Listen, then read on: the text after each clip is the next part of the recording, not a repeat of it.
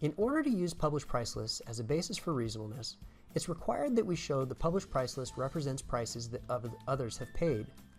There are several ways to do this. The first is to provide an invoice, redacted or non-redacted, showing the price that others have paid.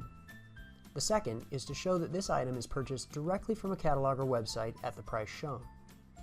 If you have other methods by which you have determined the published price reasonable, you can choose Other. Regardless of which of these you choose, SpendLogic will require that you input the customer or source name, invoice or catalog number, invoice or catalog date, and a scanned copy of the supporting document.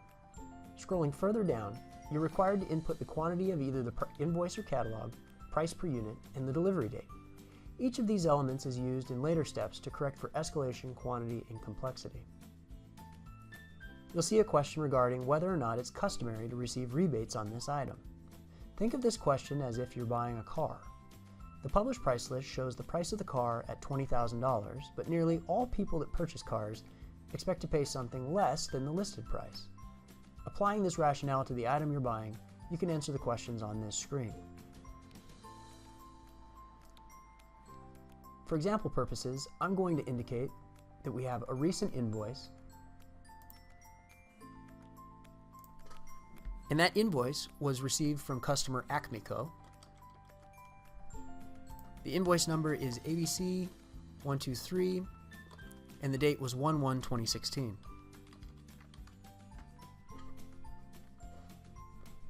To add a copy of this invoice, I simply click the Add Files button.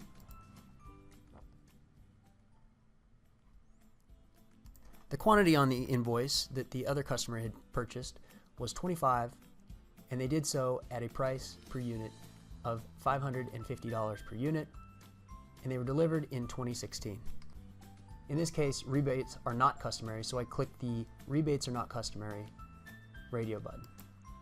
If I had clicked that rebates were customary, I would be prompted to input expected rebates.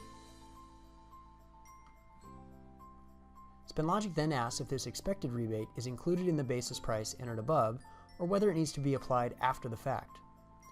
The last input requires an explanation of how the amount of expected rebate was determined. Remember, anytime a prompt ends with an ellipsis, SpendLogic wants you to simply complete the sentence. When you're done with this page, click Next.